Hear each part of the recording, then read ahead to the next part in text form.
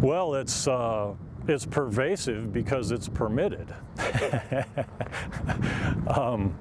And the reason it's permitted is because the people demand it, and the leadership are protecting their jobs, they're protecting their position, they're protecting their stature. They don't want the elder board coming down on them and kicking them out of their position as pastor for preaching the words of Jesus.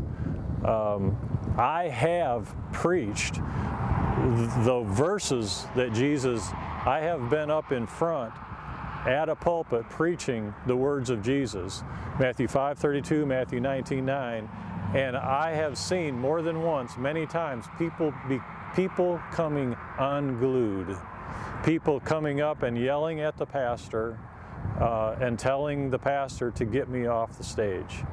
I have seen people walk out. I have seen the different reactions that you see when you preach the words of Jesus on divorce and remarriage are actually kind of comical. The people who are divorced and remarried, they're mad.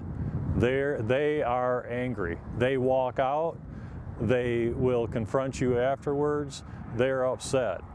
The other reaction is the people who are friends or family with the people who are divorced and remarried, and which is, if it's a small church, that's about everybody, and they are horrified, and they're all afraid that their brother or sister is getting offended and that I'm offending them.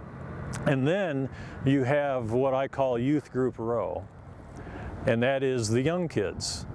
And you have the young kids, a lot of times they're not really tuned into the message. But when you preach that, when you talk about those words of Jesus, if you divorce your wife and marry another woman, you commit adultery. Whoever marries a divorced woman commits adultery.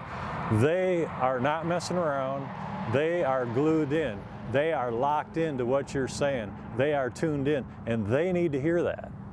They need to hear that message, and they're not being told, they're not being preached that, they're not hearing that because the pastor is too afraid of offending the people who are offended by it.